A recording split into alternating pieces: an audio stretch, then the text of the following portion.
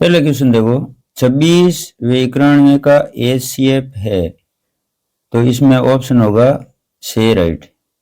13 दिया हुआ समीकरण x square plus 7x plus 10 में मूलों का योग होगा, यानी मूलों का योग होता है -b/a, तो 7/1 माइनस का 7, तो ऑप्शन हो जाएगा दे राइट। यदि x प्लस वाई बराबर 10 और x माइनस वाई बराबर 6 हो तो x और y के मान होंगे, तो 8 और 2, ऑप्शन ए राइट। 8, 2 दोनों समीकरणों को संतुष्ट कर रहे हैं। 8 प्लस 2 बराबर 10, 8 माइनस 2 बराबर 6। चौथा पॉइंट, दिया हुआ समीकरण a x square plus b x plus c में विभक्ति कर डी ज्ञात करने का सूत्र बी स्क्वायर माइनस 4ac। पांचवा, 7, 13, 19, 25 का 12वां पद होगा 73, ए एन वाला सूत्र लगाकर।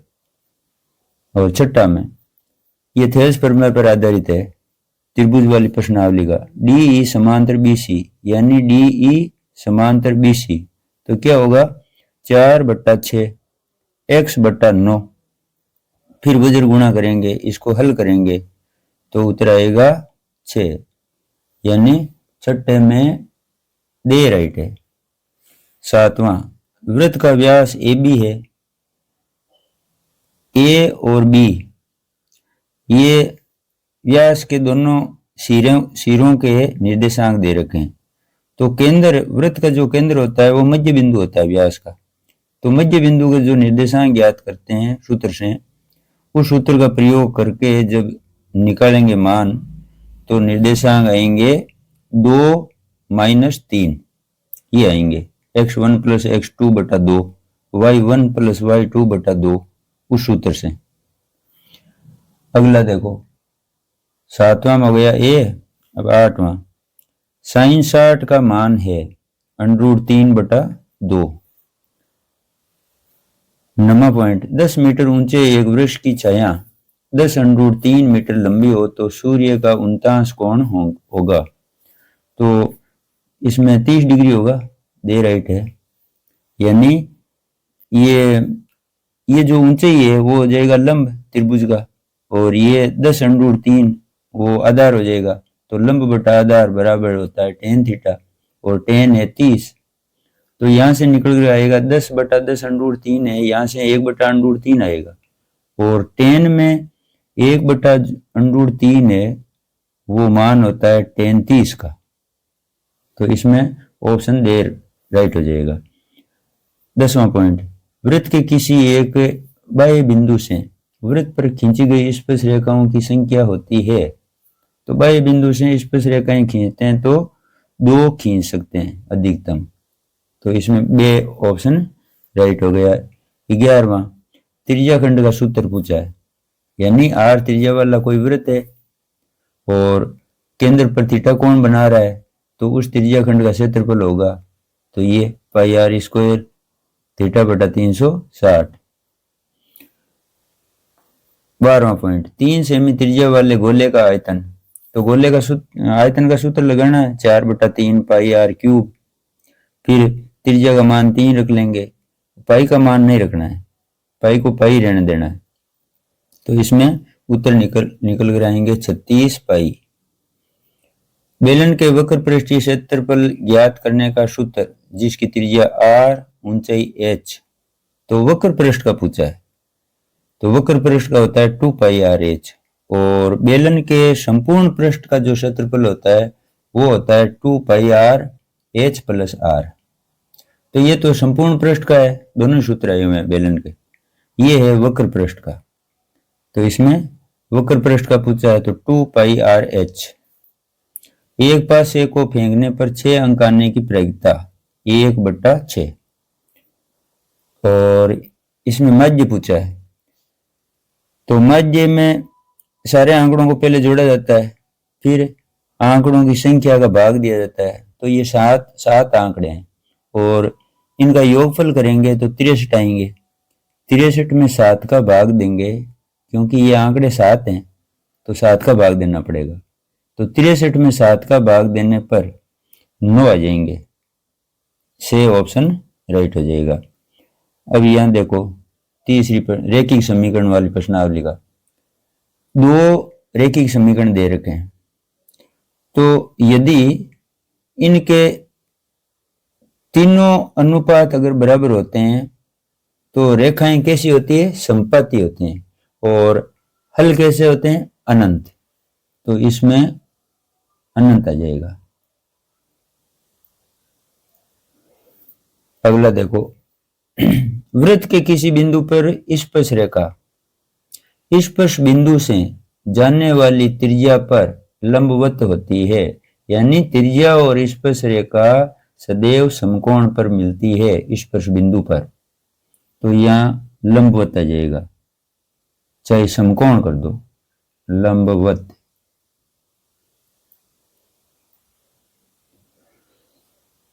तीसरा पॉइंट, घड़ी के मिनट की सुई द्वारा 1 मिनट में बनाया गया कोण 6 डिग्री। शंकु का आयतन 1/3 पाई आर स्क्वायर एच। किसी वृत्त के किसी व्यास के सिरों पर खींची गई स्पर्श रेखाएं समांतर होती है, समांतर होती है। और ये माध्यक माध्यक बहुलक में संबंध है। 3 माध्यक यानी माध्यक का 3 गुना किसके बराबर होता है? 1 बहुलक और 2 माध्य। तो यहां आपको 2 भरना है, 2 माध्य। तो ये 6 हो गए। अब ये जो तीसरा क्वेश्चन है इसको ऐसे करते हैं, प्रश्न मैं बोल दूंगा। ये जो सारे प्रश्न है तीसरे के पॉइंटों से लेकर यहां से तीसरे प्रश्न से अब सारे ही मेरे आगे कराए हुए हैं, तो सीधे इनके उत्तर हल कर लेंगे। प्रश्न वहां बोल लेंगे। तो यहां से शुरू करेंगे। ये जो तीसरा का पहला पॉइंट है, अभाज्य गुणनखंड ज्ञात कीजिए, यहां से। तो आगे के सारे जो ये पॉइंट है, फिर ये आगे जो प्रश्न है चौथा, पांचवा, छठा, सातवां, ये आगे मेरे हल किए हुए हैं। तो 8वां, 9वां, 10वां ये पेपर के जो प्रश्न है, ये वहां मैंने प्रश्न लिखे नहीं है, वहां सीधे हल कर दिए। तो वहां प्रश्न संख्या बोल लेंगे, प्रश्न को बोल लेंगे, पेपर है मेरे पास। तो फिर वहां उत्तर है आगे देखो, ये 17वां है, 18वां और ये 19वां, फिर ये 20वां माध्य का, नीचे अथवा में आया हुआ है माध्य। तो तीसरे सवाल से शुरू करें। तीसरा प्रश्न है,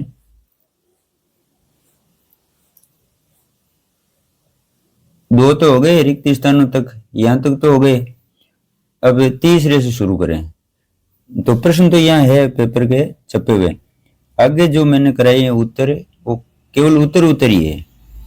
प्रश्न यहाँ दिए हुए हैं, प्रश्न को पहले पढ़ लेंगे और बाद में उसका उत्तर कर लेंगे।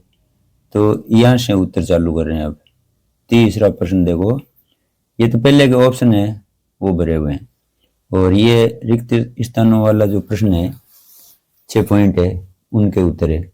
और ये तीसरा का पहला, तो तीसरा का पहले में है कि जो ये 38, 25 संख्या है, इसके अभाज्य गुणनखंड ज्ञात कीजिए।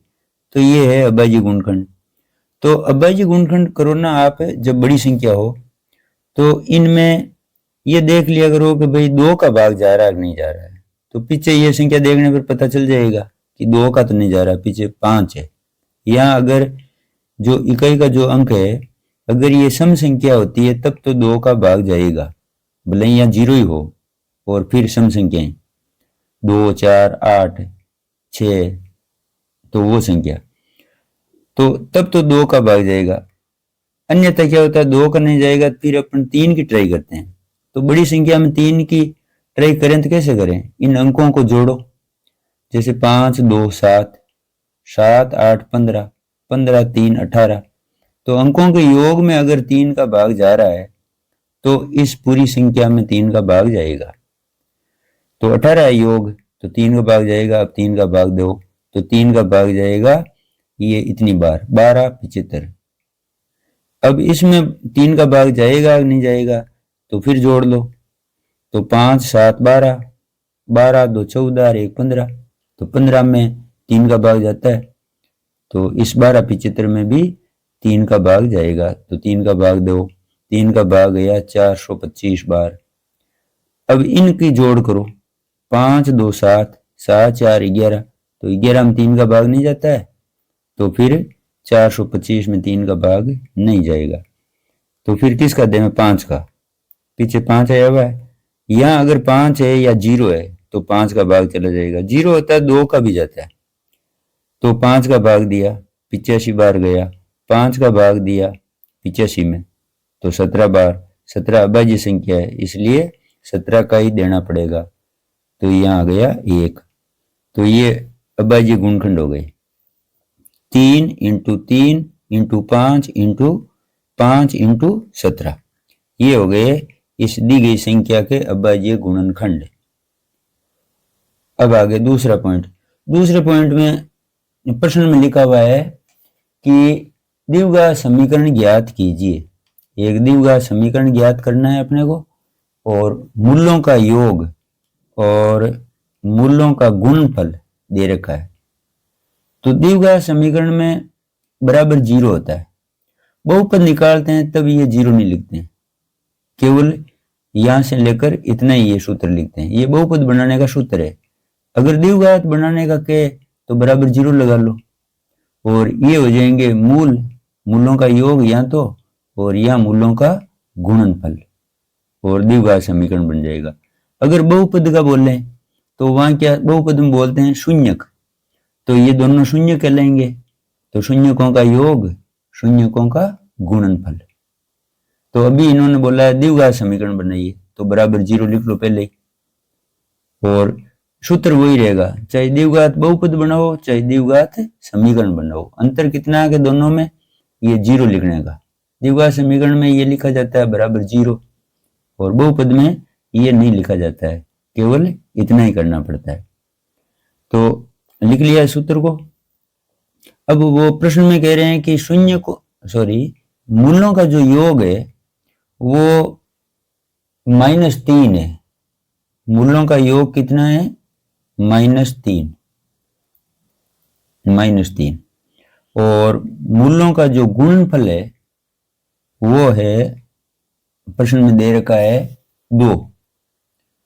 तो -3 को अपन रख लेंगे इस कोष्टक में, या -3, और ये तो सूत्र में माइनस होता ही है, माइनस, और गुणनफल है ये 2, यहां लिख लेंगे। अब इसको हल करो, हल करेंगे तो ये माइनस माइनस प्लस हो जाएगा, और ये इधर से 2 आ गया, तो 3x, x² + 3x + 2 बराबर 0। यहां भी बराबर 0 लिखो। अब जो ये k इसलिए लिखा जाता है यहाँ कि अगर अंदर के जो पद हैं उनमें अगर कोई कॉमन संख्या है तीनों में, तो उसको आप यहाँ लाओ बाहर, और फिर बाहर लाने के बाद में उसको भेजो आप 0 की तरफ भाग में, ताकि वो जो कॉमन राशि है वो भाग में यहाँ 0 हो जाए। तो ये जो पीछे कॉमन लेने के बाद में जो ये बहुपद या ये समीकरण जो ये पद हैं, ये द्विघात समीकरण के पद होंगे। तो x² + 3x + 2 बराबर 0। दूसरा पॉइंट हो गया। अब लेते हैं तीसरे पॉइंट को। तीसरे पॉइंट में एक श्रेणी दे रखी है। तीसरा पॉइंट मैं पढ़ लूं, मेरे पास पेपर पड़ा है। देखो तीसरे में लिखा हुआ है AP 3 8 13 18, ये अंतिम पद दे रखा है 78 श्रेणी का। आपको कह रहे हैं कि ये इस श्रेणी में कितने पद हैं, यानी ये कौन सा पद है, कितने नंबर पर है ये पद। तो कितने नंबर, यानी इस पद का अगर नंबर निकालना है तो इसको ये अंतिम पद है, तो अंतिम पद को अपन लिखते हैं AN, और AN कितना है श्रेणी के पास 78। अब AN का जब 78 को अगर निकालना होता है, ये नहीं दिया होता, तो अपन किस सूत्र का प्रयोग करते हैं? भाई 78 ज्ञात किया, तो ज्ञात किया किससे? कि इस सूत्र से ज्ञात किया, A + n - 1D। तो यही सूत्र बताएगा कि ये कितने नंबर पर है। इस पद को बनाने वाला ही बताएगा कि ये पद कितने नंबर पर है। तो बस वही सूत्र काम में लेना है। तो ये कौन है? अंतिम पद। तो ए एन बराबर 78। अब ए एन का अर्थ होता है ए प्लस एन माइनस 1 डी बराबर ये आया हुआ 78। 78 बना इसकी सहायता से, इसने बनाया था। अब इसी से अपन पूछेंगे कि इसका नंबर कितना है, तो नंबर बताएगा ये n, और a और d को यहां से ले लो। a तो ये है 3 और d कितना है? सार्वंतर मतलब 8 माइनस 3 5, तो सार्वंतर होगा इसका 5। तो यहाँ 5 लिख लिया, यहाँ प्रथम पद लिख दिया। और n के जगह अपन ने कुछ नहीं लिखा। n ही क्यों लिखा? क्योंकि अपने को तो इसके नंबर बताना है ना, कितने नंबर पर है ये, तो n यही रहेगा। अब ये 3 है, पक्षांतर होकर इधर आ जाएगा 78 माइनस 3, तो कितने आ जाएंगे? 75। और ये जो 5 गुणा में है वो आ जाएगा 75 के नीचे भाग में। अब भाग देंगे तो 15 बार जाएगा। फिर जो ये +1 है ये आया इधर से, इस n के पास -1 था वो इधर लेके आ गए, प्लस का हो गया, आगे 16, तो n का मान 16 आया।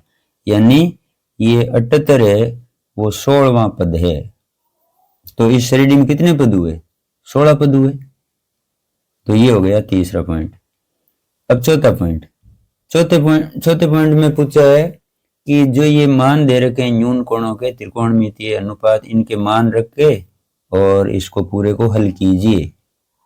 तो इसमें प्रश्न में क्या लिखा हुआ है? इन दिए गए अनुपातों का मान ज्ञात कीजिए। अनुपात कौन से हैं ये? त्रिकोणमितीय अनुपात। तो अब इनमें मान रखना है। sin 60 का मान रख लिया, cos 30 का मान यही होता है जो sin 60 का होता है, तो रख लिया, और sin 30 का मान 1/2, cos 60 का मान 1/2। फिर इसको हल किया तो √3 गुणा होकर क्या आ गए? 3, 2 × 2 हो गए 4, इधर 1 × 1 1, 2 × 2 4। अब 3/4 1/4 को जोड़ा तो कितने आ गए? 3 + 1 बराबर 4।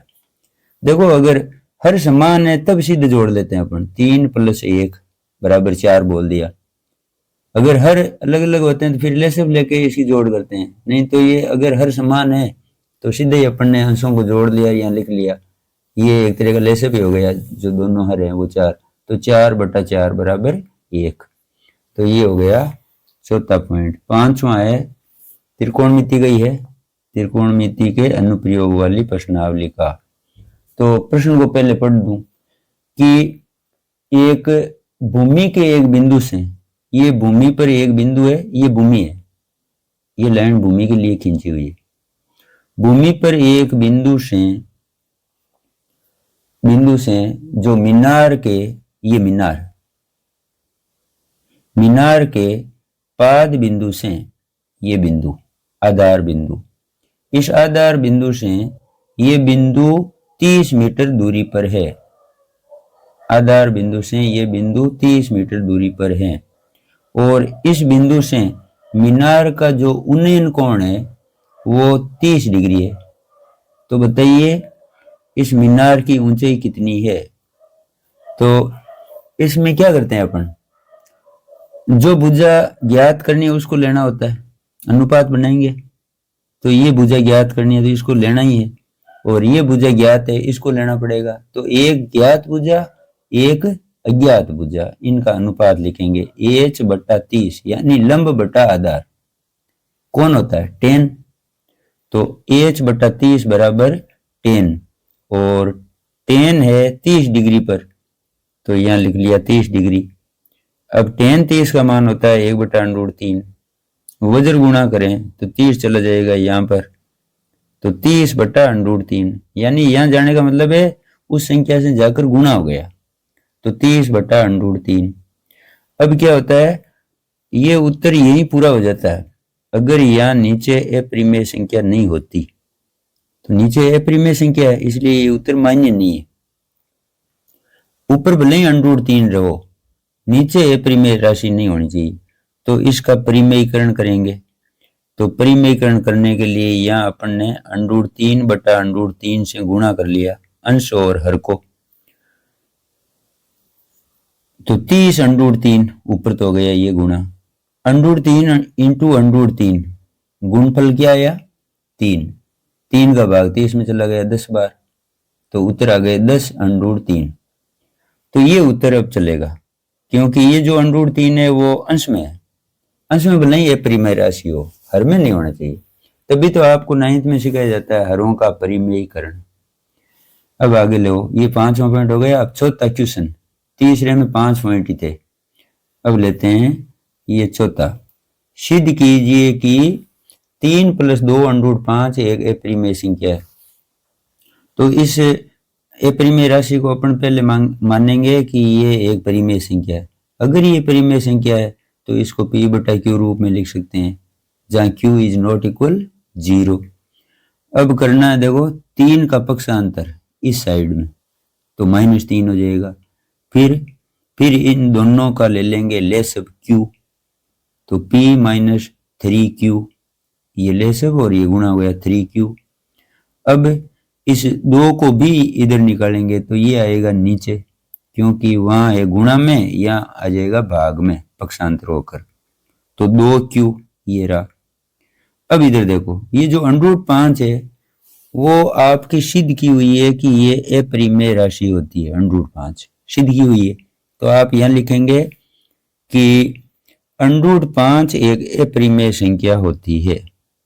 तब इसके आगे जो मान है ये क्या होगी, अपरिमेय राशि होगी, क्योंकि अपरिमेय का मान भी अपरिमेय ही होता है, तो ये मान क्या होगा अपरिमेय। तो यहां अपन लिखेंगे ये राशि भी एक अपरिमेय होगी, ठीक। जिससे इसमें जो P और Q आए हुए हैं, P/Q, ये भी अपरिमेय संख्या होगी। अब P/Q अपरिमेय है, तब P/Q मान किसका है, इस दी गई संख्या का है, तो ये अपरिमेय है, इसलिए ये राशि हो गई अपरिमेय, ये है।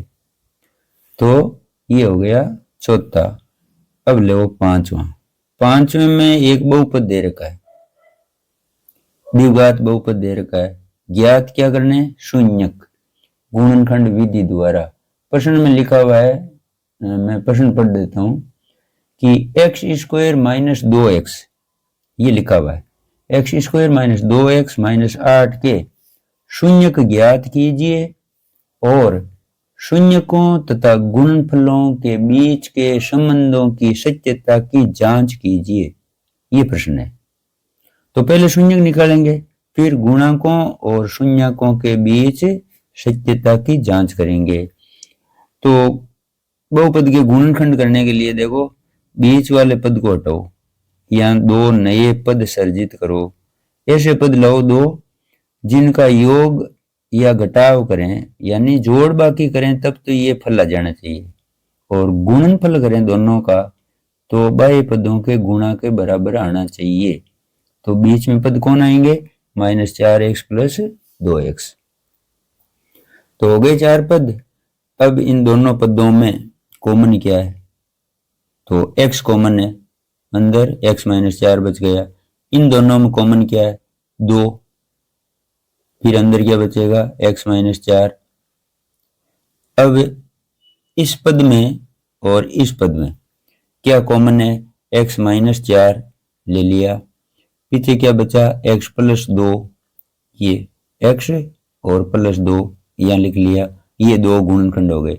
तो जितनी घात होती है उतने गुणनखंड होते हैं। अगर 3 घात का बहुपद है तो गुणनखंड 3 होंगे, तो शून्यक भी 3 आएंगे, यानी जितने गुणनखंड उतने शून्यक आएंगे। तो अब इन दोनों गुणनखंडों को अलग अलग 0 के बराबर रख लिया, फिर पक्षांतर कर लिया, तो ये प्लस का हो गया, इसको पक्षांतर किया तो माइनस का हो गया, तो ये 2 शून्यक आ गए इस बहुपद के, 4 और -2।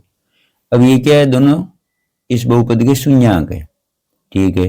अब करते हैं इस शून्यकों की, भाई ये सही है गलत है, ये सत्यता जांचनी है। तो गुणांकों की गुणांक होते हैं, यहाँ पर जो संख्या वो एक इसका गुणांक है, ये -2 है इस पद का गुणांक है, और 8 है वो अचर का गुणांक है। तो इन गुणांकों की सहायता से इन दिए गए शून्यकों की तुलना करके और इनकी सच्चाई देखेंगे कि ये सही है कि गलत है। तो सत्यता जांचनी है इस प्रकार। देखो, एक तो सत्यता होती है योगफल से, कि अगर शून्यकों की जोड़ करें अल्फा प्लस बीटा बराबर होता है -b/a, तो दोनों शून्यकों को यहाँ लिए 4, दूसरा है माइनस का तो -2 बराबर b कितना है, b है, यहाँ देखो ये b है -2, ये c है, और यहाँ a होता है, यहाँ जो मान होता है ना, यहाँ अभी फिलहाल 1 है, तो a 1 है वो तो a का मान है, -2 है वो b का मान है, -8 है वो c का मान है, ये गुणांक है। तो यहाँ देखो b/a लिखा हुआ है, तो b कितना है, वहां b है -2, यह मत देख लेना नीचे ऊपर, यहाँ बहुपद में -2, तो यहाँ -2 लिख लिया, और बटा 1 x² का गुणांक 1 है इसमें, तो 1 लिख लिया, फिर माइनस माइनस हो गया प्लस, इधर 4 - 2 बराबर 2, तो आ गए बराबर, तो दोनों तरफ बराबर आ गए। ये सत्यता की जांच हो गई, यानी जो ये शून्य ज्ञात किए वो सही है। और एक ये भी है जांचने का तरीका, शून्यकों का गुणफल c/a के बराबर होता है। तो c इस अपने बहुपद में है -8, a का मान 1 है, इधर शून्यकों का गुणफल 4 × -2, तो -8, इधर भी -8, तो ये हो गई दूसरी सत्यता की जांच। तो ये दो तरह से कर सकते हैं। तो परीक्षा में भले आप एक से ही कर लो, चाहे इससे कर लो चाहे इससे करो, दोनों से करो तो कोई बात नहीं। अब लो आप, ये हुआ 5वां। अब छठा है, छठा पहले प्रश्न पढ़ लेते हैं। छठे में दो संपूर्ण कोणों में, यहाँ भी लिख दिया मैंने, यही पढ़ लो। दो संपूर्ण कोणों में बड़ा कोण छोटे कोण से 18 डिग्री अधिक है, उन्हें ज्ञात कीजिए। तो संपूर्ण कोण यानी ऐसे दो कोण जिनका योग 180 हो, तो वो संपूर्ण होते हैं। अब करेंगे कैसे, ये दिया समीकरण का प्रश्न है। माना एक छोटा कोण x डिग्री है, तो बड़ा कोण इससे कितना अधिक है 18 डिग्री, तो x + 18, ये दूसरा कोण हो जाएगा, ये पहला कोण हो गया। अब प्रश्न के अनुसार, प्रश्न तो क्या है, ये देखो संपूर्ण का बोला है, इसलिए ये अपन खुद ही लिख लेंगे कि इस कोण की और इस कोण की जोड़ कितनी होनी चाहिए 180, तो लिख लिया। ये पहला कोण, ये दूसरा कोण, दोनों की जोड़ कितनी 180, क्योंकि ये दोनों कोण कैसे हैं संपूरक। अब ये x और ये x जुड़कर हो गए 2x, और 18 को कर दिया पक्षांतर इधर, तो ये माइनस का हो गया, पीछे बच गए 162, और ये जो गुणा में 2 है इसके पास में, उसको लेके आ गए भाग में, पक्षांतर हो गया, भाग दिया तो 81 बार चला गया, तो एक कोण आ गया 81 डिग्री। तो ये छोटे वाला आया है। बड़ा कोण इससे 18 डिग्री अधिक है, तो इसमें +18 करो, ये रहा 81 + 18 99 डिग्री, तो ये दोनों कोण ज्ञात हो गए। 7वां देखो, 7वां त्रिभुज वाली प्रश्नावली का है। प्रश्न पहले पढ़ लेते हैं, प्रश्न मैंने यहाँ नहीं लिखा।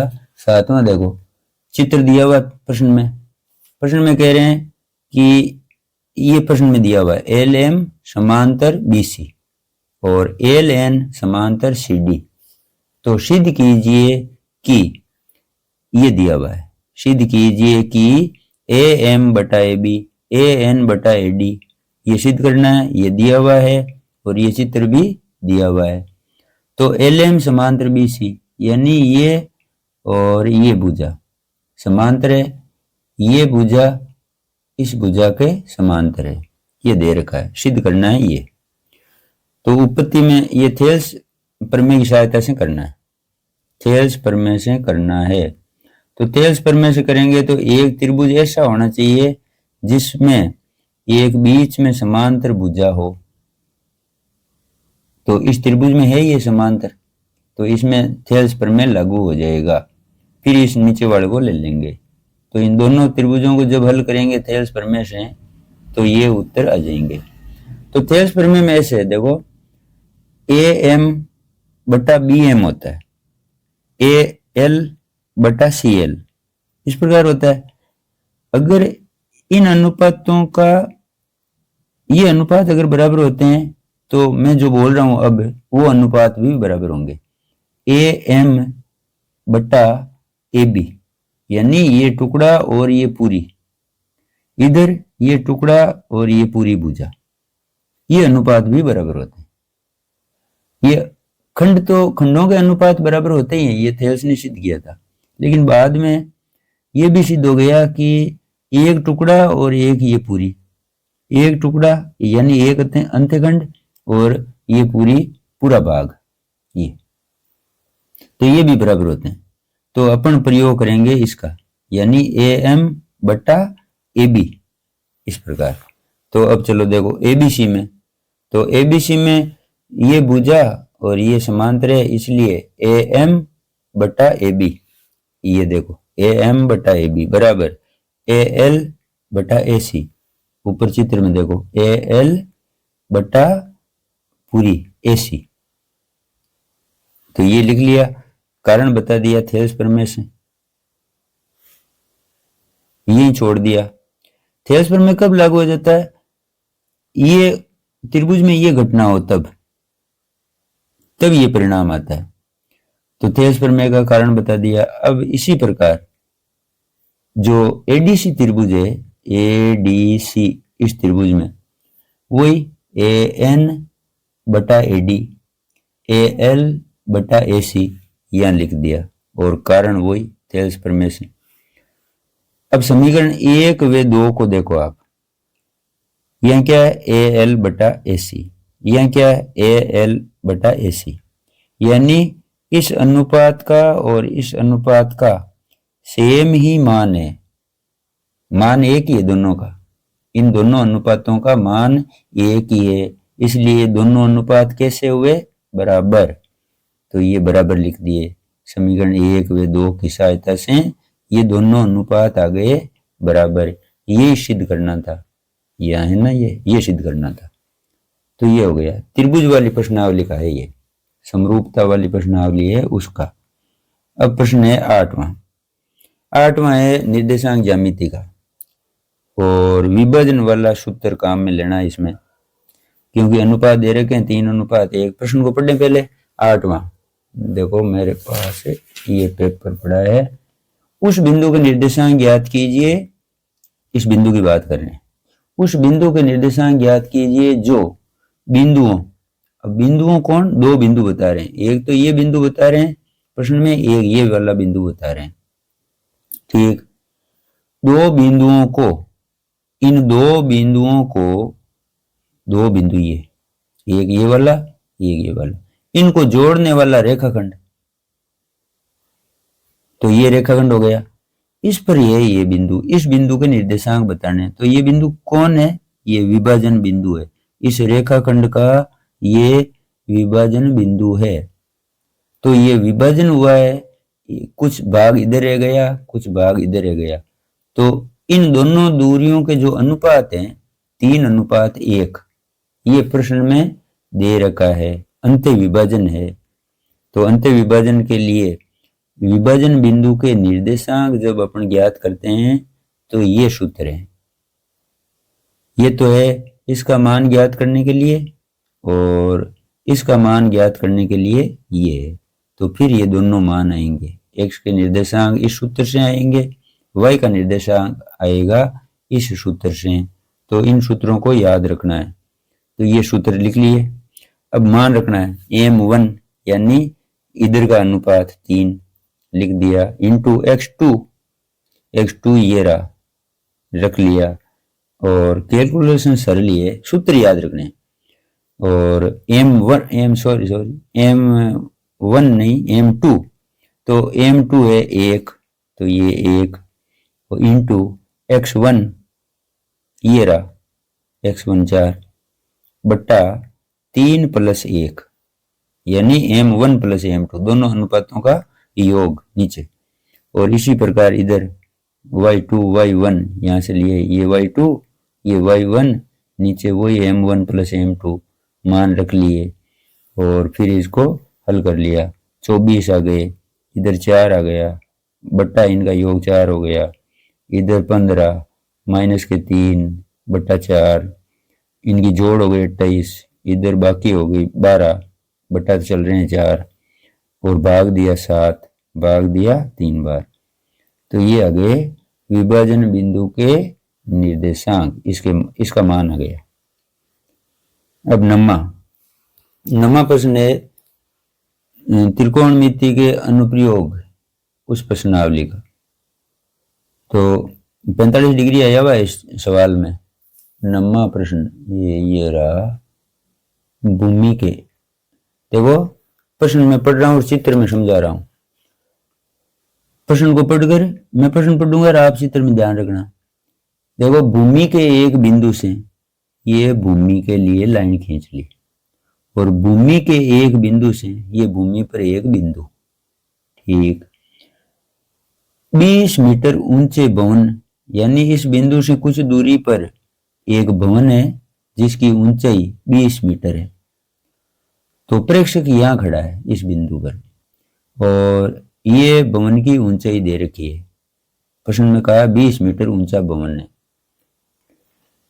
भवन के शिखर पर, तो भवन का शिखर यहां हुआ।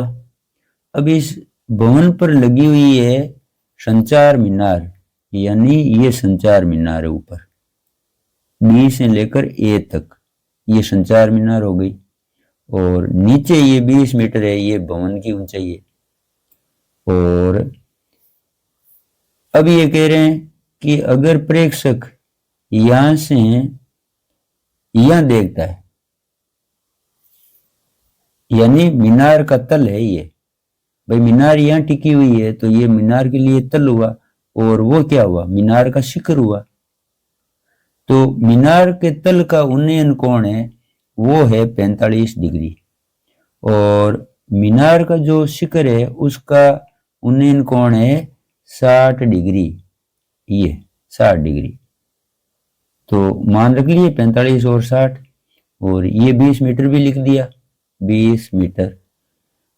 और इसको मान लिया मीनार की जो ऊंचाई है ऊपर संचार मीनार, उसको h मान लिया।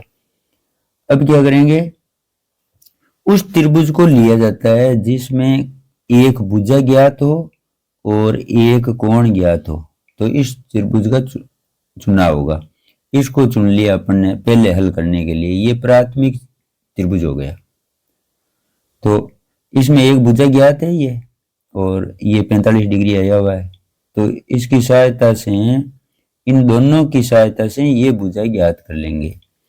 तो इसकी ज्ञात करना क्या, देखो अगर समकोण त्रिभुज में 45 डिग्री होता है तो लंब और आधार बराबर होते हैं। तो ये 20 है तो ये भी 20 मीटर होगा आधार। तो यहाँ लिख लो त्रिभुज BCD में न्यून कोण 45 है, इसलिए CD बराबर BC और BC है 20 मीटर, तो CD भी हो गई 20 मीटर। तो ये तो हो गया एक मान ज्ञात। अब ये भुजा है इस त्रिभुज के काम की, ये भुजा। तो अब क्या हुआ, जो ये बड़ा वाला त्रिभुज है 60 डिग्री वाला, इस त्रिभुज में एक भुजा ज्ञात हो गई और ये कोण ज्ञात है ही, दिया हुआ है 60 डिग्री। अब अपन इस भुजा को लेकर h का मान निकाल लेंगे। तो ये लंब हो जाएगी, ये आधार हो जाएगा, कोण 60 डिग्री हो जाएगा। तो लिख लेंगे ACD में, त्रिभुज ACD में लंब बटा आधार बराबर tan थीटा और थीटा के स्थान पर है 60 डिग्री। tan 60 का मान होता है √3 और AC का मान यानी ये मान पूरा, तो पूरा तो है h प्लस 20, यहाँ लिख लिया h प्लस 20। CD का मान अभी निकाला था 20 मीटर, तो यहाँ लिख लिया 20 मीटर। अब वजर गुणा करेंगे तो 20 चला जाएगा, यहाँ गुणा होने में आ गया यहाँ पर, तो लिख लिया 20√3। अब ये जो 20 है h के पास में वो पक्षांतर होकर आ जाएगा माइनस में, ये तो लिख लिया यहाँ पर 20 आ गया, ये यहाँ से चलकर इधर पक्षांतर होकर माइनस का हो गया। 20 कॉमन हो गया, 20, और अंदर क्या बचा, √3, ये बाहर चला गया तो -1, ये उतर आ गया। अब यहाँ देखो, अगर ये अपरिमेय राशि है लेकिन अंश में है, इसलिए उत्तर के लिए कोई दिक्कत नहीं है। और आगे कोई करना चाह, वैसे हो गया उत्तर। अब कोई इसका मान रखकर उत्तर करें तो ये उत्तर यहाँ पहुंच जाएगा। यहीं छोड़ दिया तो कोई बात नहीं, यहाँ तक कर लिया तो भी कोई बात नहीं।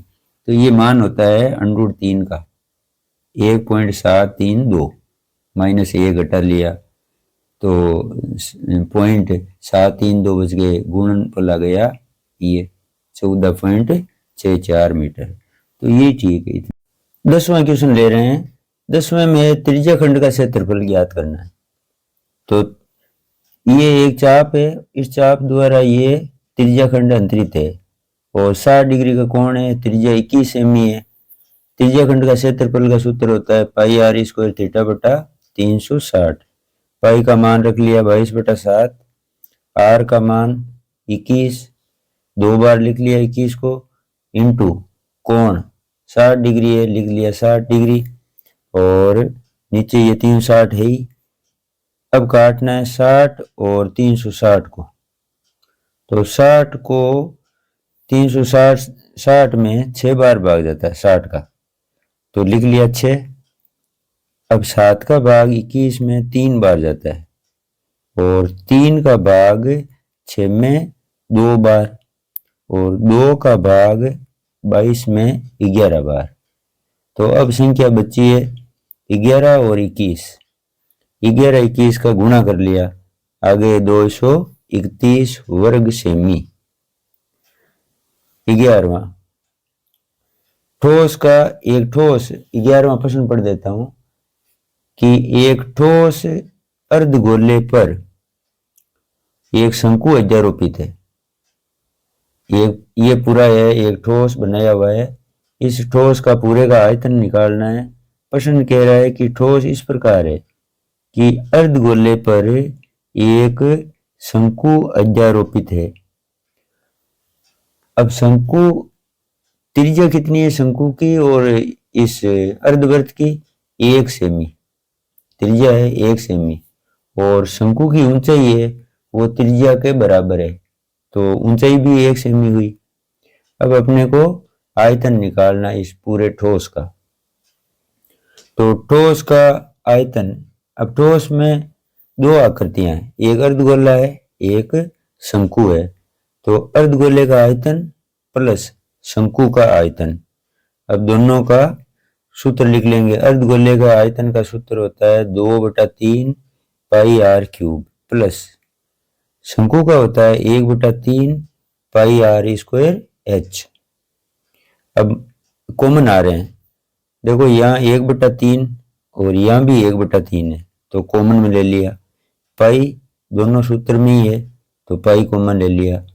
आर यहाँ क्यूब है, यहाँ स्क्वायर है, तो r² कॉमन आ जाएगा, यहाँ r² लिख लिया कॉमन में। अब यहाँ क्या बचा, यहाँ 1 तो 2 लिख लिया, एक इस r³ में से एक r बच गया, प्लस प्लस, और यहाँ से 1/3 πr², ये तो चला गया कॉमन में, यहाँ बचा है h। अब मान रखना है, तो 1/3 पाई का मान रखना नहीं है क्योंकि पाई के पदों में इसका उत्तर देना है, तो पाई का मान 22/7 नहीं रखना है। आर का मान यानी त्रिज्या 1 सेमी, 1 का स्क्वायर कर लिया, 2 × 1, आर का मान है 1, प्लस एच का मान 1। अब 2 × 1 2 होंगे, प्लस 1 हो जाएंगे 3, तो इसमें से उत्तर निकल कर आया 3। और 1 का वर्ग करें तो 1 को गुणा कर लिया पाई से, तो पाई आ गया। अब 3 से 3 कट जाएंगे और ये पाई बच गया, तो उत्तर आ गया पाई घन सेमी, क्योंकि आयतन निकाल रहे हैं ना, आयतन में घन सेमी लिखते हैं, क्षेत्रफल निकालते हैं तो वर्ग सेमी। 12वां प्रश्न, 12वें प्रश्न में माध्य ज्ञात करना है। वर्गीकृत सारणी दे रखी है, ये वर्ग है, ये बारंबारताएं हैं। अब जब माध्य निकालते हैं तो एक कॉलम तो एक्स आई का भरना पड़ेगा, एक ए पाई एक्स आई का ये कॉलम पूरा करना होगा। तो एक्स आई का मान कैसे भरना है, वर्गों के मध्य मान है ये वर्ग है, कितने हैं 5 वर्ग है, तो पांचों वर्गों के ये 5 मध्य मान है, यानी वर्ग चिन्ह है। ये निकालते कैसे हैं, 45 और 55 के बीच में यानी मध्य में क्या है 50, तो ये मध्य मान हो गया इस वर्ग का 50। 55 65 का मध्य कौन है 60, तो ये 60 मध्य मान हो गया, यही वर्ग चिन्ह कहलाता है। इस वर्ग का ये क्या है वर्ग चिन्ह। तो ये सारे वर्ग चिन्ह निकाल लिए जिसको अपन एक्स आई बोलते हैं, वर्गों के ये वर्ग चिन्ह है। तो सारे वर्ग चिन्ह भर लिए, ये एक्स आई का कॉलम पूरा हो गया। अब ए पाई एक्स आई, तो ए पाई एक्स आई का मतलब है कि एक बारंबारता और एक मध्य मान गुणा करना है और इस कॉलम को पूरा करना है। तो ये बारंबारता ये मध्य मान 3 × 50 150, 10 × 60 600, 11 × 70 770 और 8 × 80 640, 3 × 90 270। अब ए पाई एक्स आई की जो ये मान है इन सब की जोड़ कर ली, 24 30 आ गया, और बारंबारताओं की जोड़ कर ली इधर 35 आ गया। अब सूत्र लगाओ, माध्य बराबर होता है सिग्मा ए पाई एक्स आई बटा सिग्मा ए पाई। सिग्मा का अर्थ होता है योगफल, किनका बारंबारताओं और मध्य मानों का जो गुणनफल किया उनका योगफल चाहिए। तो योगफल है 24 30, यहां रख लिया। नीचे है योगफल लाना है बारंबारताओं का, तो बारंबारताओं का योगफल 35, या नीचे लिख लिया। अब भाग देना है, तो भाग गया 69.42, ये उत्तर आ गया। ये है माध्य 12वें प्रश्न का। अब लो 13वां क्वेश्चन। 13वें क्वेश्चन में प्रायिकता का प्रश्न है 13वां। 3 लाल और 5 काली गेंदें। प्रश्न को पढ़ देता हूं, मेरे पास पेपर पड़ा था वो। एक थैले में 3 लाल और 5 काली गेंदें, इस थैले में से एक गेंद यादृच्छिया निकाली जाती है। यादृच्छिया का अर्थ है बिना देखे गेंदों को निकालना, यानी अपन जैसे लॉटरी निकालते हैं वैसे, उसको बोलते हैं यादृच्छिया। तो एक गेंद यादृच्छिया, कुल गेंदें 8 हुई, एक गेंद यादृच्छिया निकल जाती है। इसकी प्रायिकता क्या होगी कि निकाली गई गेंद लाल हो, निकाली गई गेंद लाल नहीं हो। तो 3 लाल है 5 काली, कुल गेंदें 8। अब लाल गेंद आने की प्रायिकता क्या होगी, लाल गेंदें कितनी है 3, तो ये अनुकूल घटना ही हुई 3, कुल कितनी है 8, तो नीचे लिखो 8, तो ये प्रायिकता हो गई लाल गेंद आने की प्रायिकता।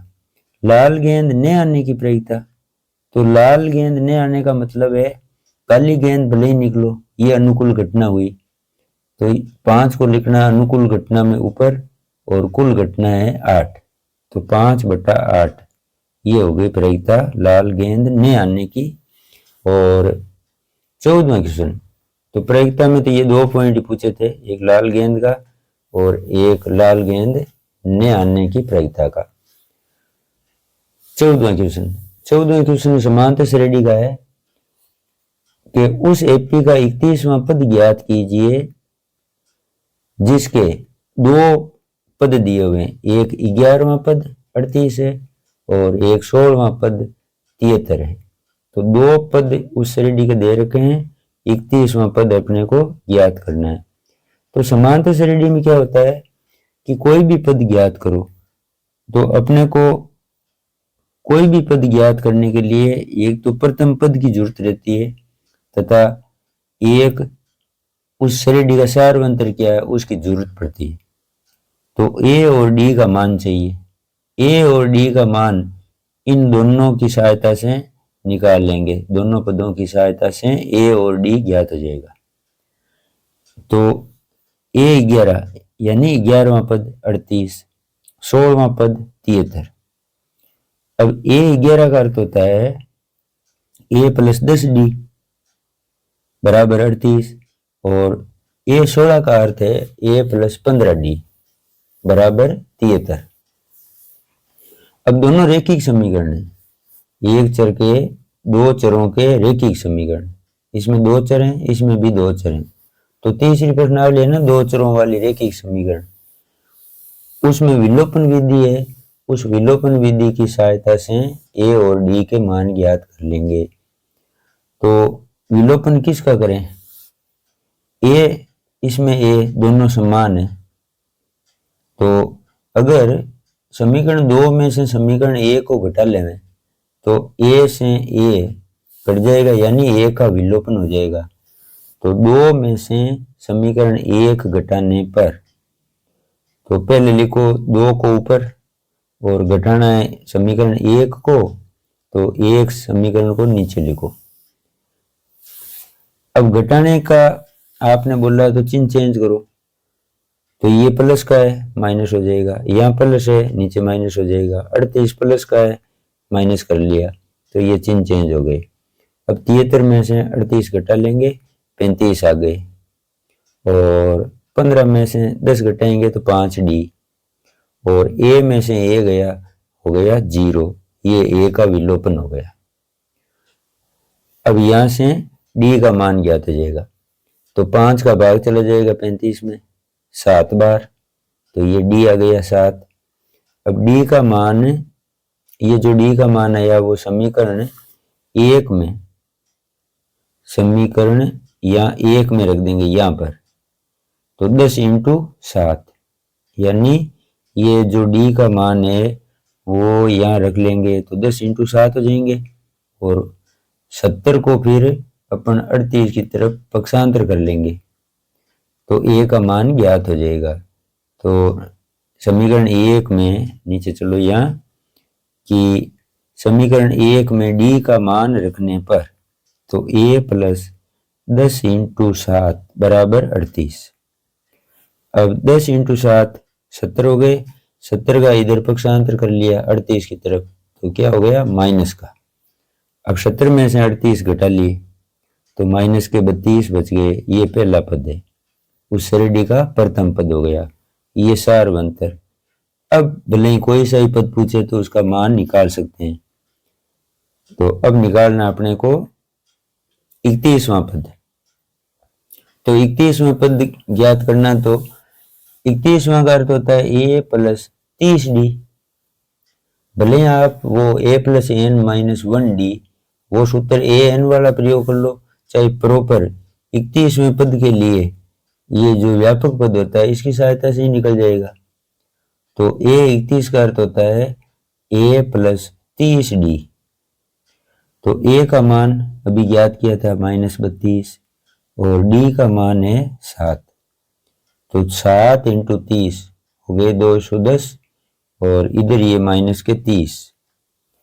अब 210 में से ये 32 घट जाएंगे तो आ जाएंगे 178। तो ये हो गया समांतर श्रेणी का 31वां पद ज्ञात हो गया। कौन सा प्रश्न है ये? 14वां। 15वां निर्देशांक ज्यामिति का है। एक्स अक्ष पर, प्रश्न लिख दिया मैंने यहीं पर, एक्स अक्ष पर वे बिंदु ज्ञात कीजिए जो दिए गए दोनों बिंदुओं से समदूरस्थ हो। तो जो ये दो बिंदु दे रखे हैं इनसे समदूरस्थ जो बिंदु है वो कहाँ स्थित है? एक्स अक्ष पर स्थित है।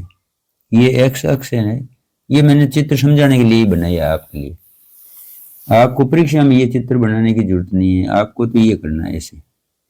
तो ये जो दो बिंदु है वो देखो एक बिंदु तो है, ये वाला तो इस साइड में है, इस चतुर्थांश में यहाँ पर, और ये बिंदु है वो यहाँ आएगा इस साइड में, यानी चौथे चतुर्थांश में, ये बिंदु द्वितीय चतुर्थांश में।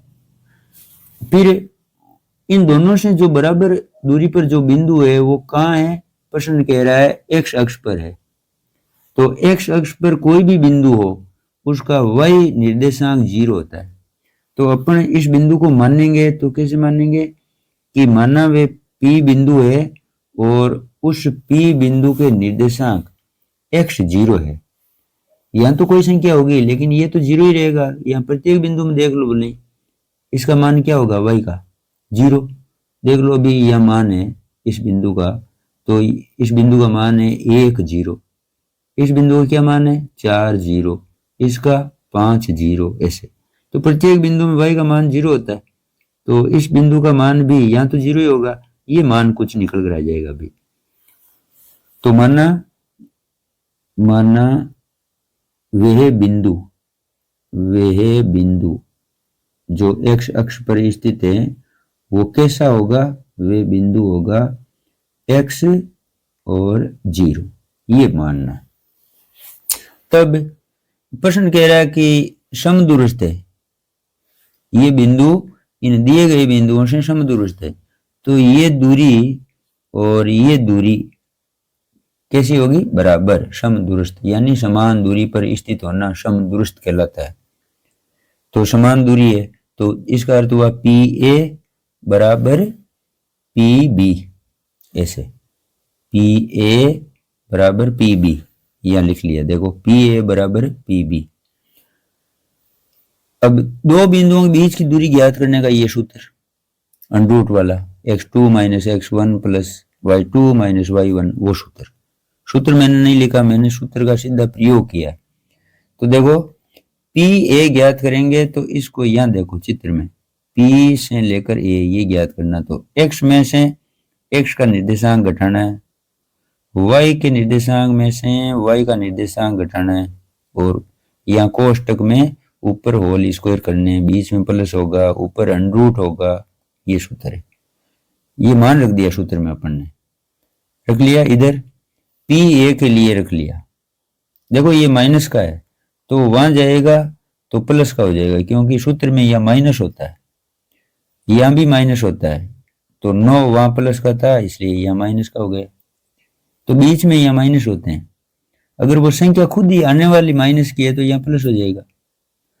तो रख लिए मान, इधर भी PB या x माइनस 2 का होल स्क्वायर प्लस 0 माइनस 5, तो ये खुद ही माइनस का है इसलिए प्लस 5 हो जाएगा। यहाँ देखो प्लस 5 होल स्क्वायर, अंडरूट से अंडरूट काट लिए।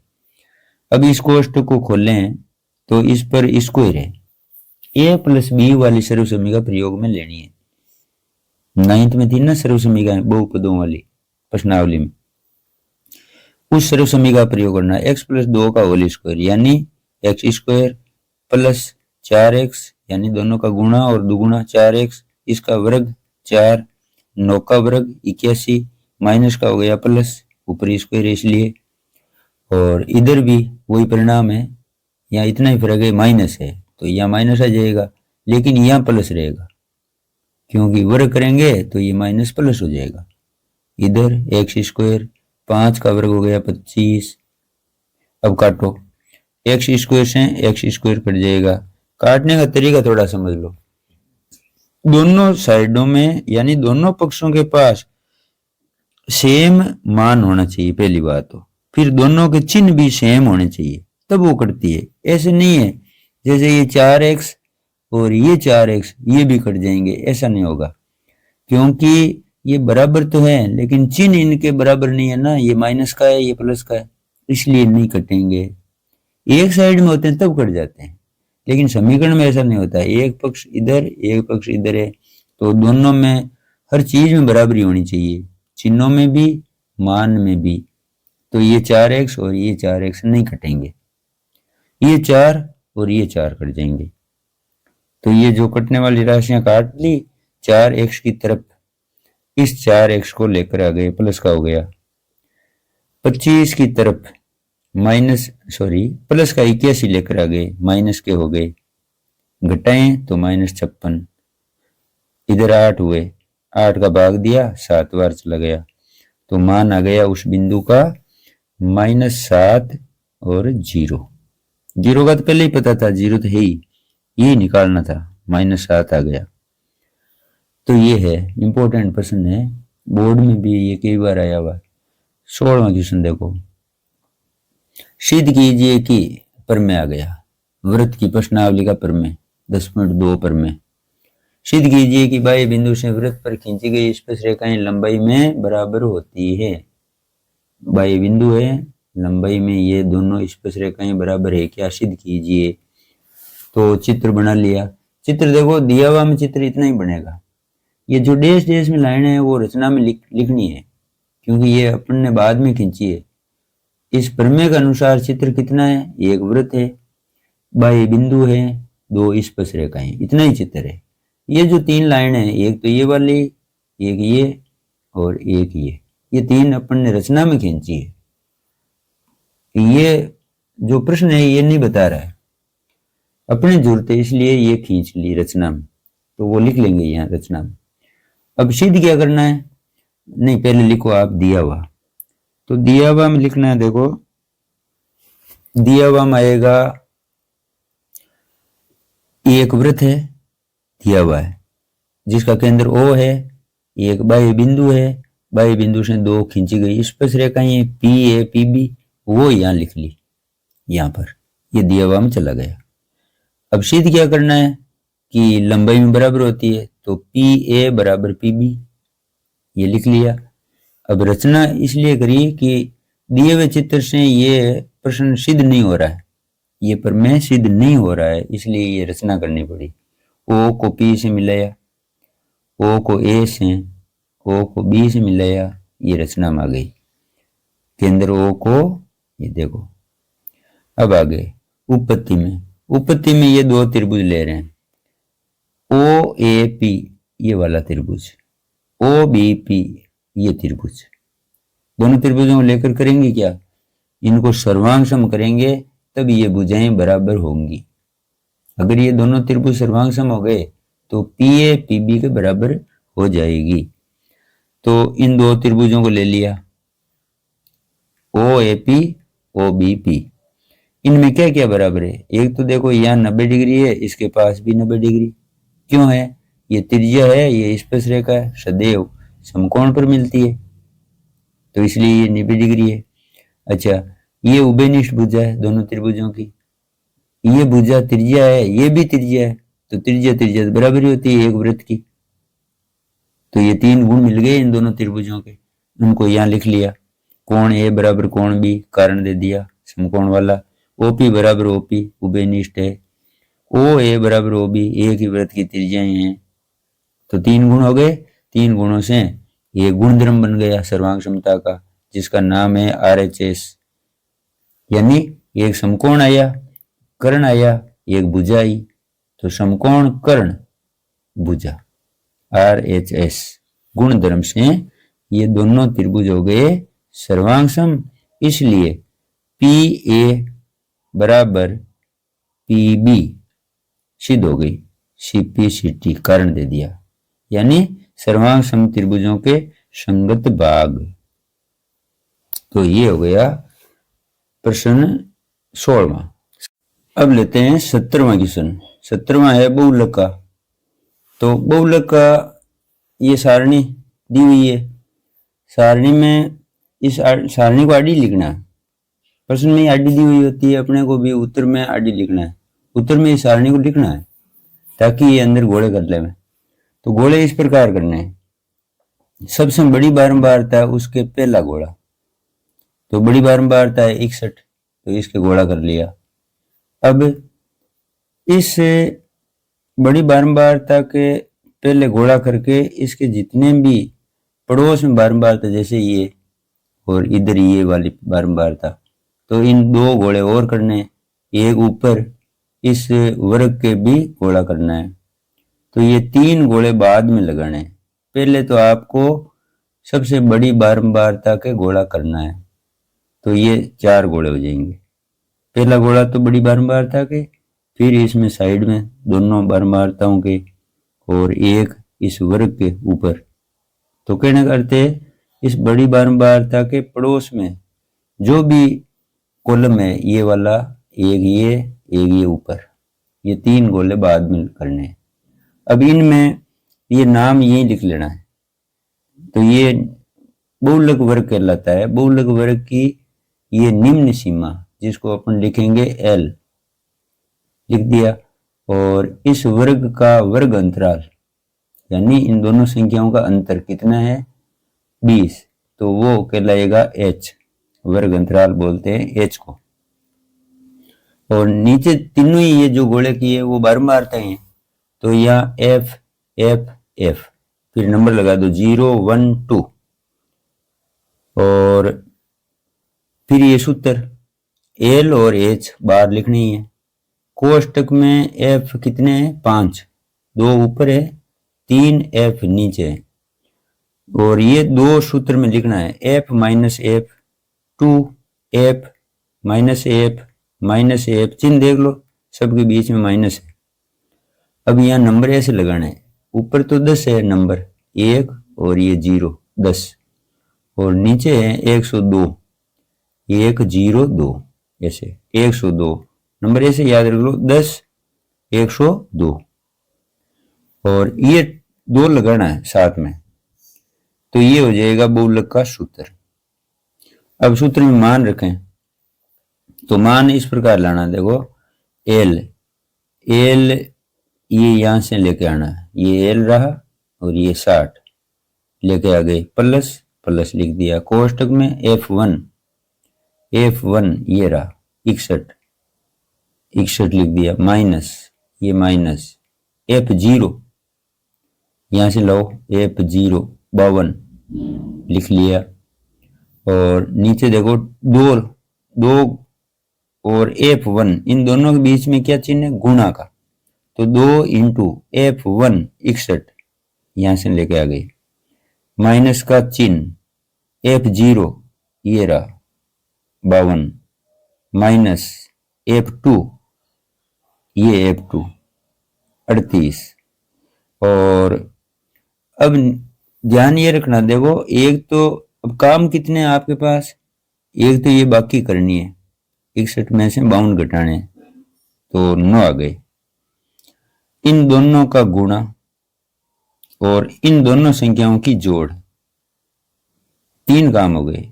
एक तो बाकी करनी है, गुणा करना है, इन दोनों की जोड़ करनी है, तो इन दोनों की जोड़ तो आ गई 90, इन दोनों का गुणनफल आ गया 122, घटाया तो 9 आ गया, और ये बार 20 है गुणा में उसको लिख लिया इंटू 20। अब बाकी करनी है, अब कोष्टक खोल दो बोले, तो 122 में से 90 घटाना है, क्या है 32 और 20 दोनों में भाग जा रहा है 4 का, तो 8 चौक 32, 4 पंजे 20, यानी इसमें 5 बार इसमें 8 बार, 5 और 9 को गुणा कर लिया 45, नीचे 8 है, अब 8 का भाग 45 में, तो 5.6 बार गया, यानी भाग कर लिया करो इधर ले जाकर साइड में, क्योंकि 2 दशमलव तक निकालो तो चाहिए 1 दशमलव तक। तो अब 5 को जोड़ो इसमें, और 0.6 वो रह जाएगा पॉइंट में 0.6, तो 5 + 60 65.6। देखो एक ये ध्यान रखना, ये जो अपन निम्न सीमा को लिखा 60 को अंत तक बिल्कुल इनके साथ लेके नहीं आई, इन इधर की पूरी संख्याओं को सरल करते करते सारी क्रियाएं पूरी होने के बाद में जो उत्तर आया उस उत्तर को इसमें ले जाके जोड़ना है, नहीं कि यही ले सब लेना शुरू कर देना, इस प्रकार करना है। तो ये इसमें बहुलक का मान आ गया 65.6। 17वां क्वेश्चन हुआ है। 18वां, अब 18 19 20 4 अंकों के हैं, तो खंड से पेपर देख रहा हूं मैं, प्रश्न, हाँ प्रश्न यहाँ लिखा हुआ ही है। 18वां क्वेश्चन देखो, निम्न द्विघात समीकरण के मूलों की प्रकृति ज्ञात कीजिए। ये द्विघात समीकरण दे रखा है, मूलों की प्रकृति पहले बतानी है, फिर अगर मूल रियल में है इनके, क्योंकि कभी मूल काल्पनिक होते हैं तो अपन निकाल नहीं पाते हैं, तो वास्तव में ये कह रहे हैं कि यदि वास्तव में यानी अस्तित्व में है मूल तो उन्हें ज्ञात भी कीजिए। तो ये द्विघात समीकरण दे रखा है। गुणनखंड विधि से अभी कुछ नहीं करना है, अभी तो पहले मूलों की प्रकृति ही चेक करेंगे। ये कह रहे हैं ना, मूलों की प्रकृति चेक कर लीजिए। तो मूलों की प्रकृति चेक होती है इस विविक्तिकर की सहायता से। ये विविक्तिकर है, देखो ये द्विघाती सूत्र है, इसमें जो ये अनरूट में दी हुई है बी स्क्वायर माइनस 4ac, ये विविक्तिकर कहलाता है। ये मूलों की प्रकृति जांचने के काम आता है, इसको बोलते हैं विविक्तिकर। तो द्विघाती सूत्र है, श्रीधर आचार्य जी ने बनाया। अब आगे देखो, पहले मूलों की प्रकृति चेक करें तो डी का अर्थ है डिस्क्रिमिनेंट, यानी विविक्तिकर, जो मूलों को चेक करता है वो चेक किसकी सहायता से करेगा, बी स्क्वायर माइनस 4ac, यानी ये तीनों गुणांक हैं। बी क्या है, गुणांक है, ए और सी ये भी गुणांक है। कहाँ होते हैं, ये ए है, गुणांक है एक्स स्क्वायर का, ये -6 है वो बी है, ये 3 है वो सी है, तो ये गुणांक है। उन गुणांकों को यहाँ लाना है, इसमें रखना है विविक्तिकर में, और फिर हल करना है। हल कैसे आवे, अगर प्लस का आता है तो वो 0 से बड़ी संख्या होगी, माइनस का आता है तो काल्पनिक मूल होंगे, और अगर इसको हल करते करते यहाँ उत्तर 0 ही आ जावे तो फिर मूल वास्तविक ही होंगे और मूल बराबर होंगे। तो वो 3 प्रकृतियां हैं। तो रखो मान b -6 यहाँ रख लिया, ऊपर होल स्क्वायर, माइनस 4 इंटू ए का मान ये रहा, लिए 2, सी का मान 3 यहाँ रख लिया।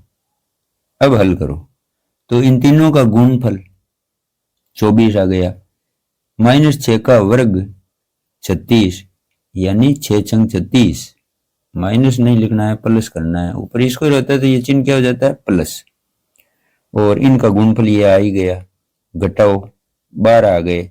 12 0 से छोटा होता है कि बड़ा होता है, बड़ा होता है। तो डी का मान कैसे आया, 0 से बड़ा, डी का मान आया 0 से बड़ा।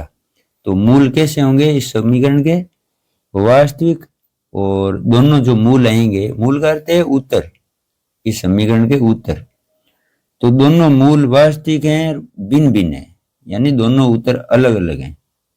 अगर यहाँ मान 0 आता है तो भी यही लाइन लिखनी होती है, लेकिन मूल समान होते हैं, भिन्न भिन्न नहीं होते हैं। और यदि ये माइनस के बाहर आ जाते तो मूल काल्पनिक, तब आपको मूल निकालने नहीं पड़ते हैं, आपको इतना ही कहना होता है कि इस समीकरण के मूल काल्पनिक है, तो उनको निकालना ही नहीं पड़ता है। ये कह रहा ना कि यदि मूलों का अस्तित्व है तो निकालो, काल्पनिक है तो मत निकालो। ये तो अब आगे, तो मूल वास्तविक है, भिन्न भिन्न है, निकालना ही पड़ेगा। तो लगाओ सूत्र, द्विघात सूत्र।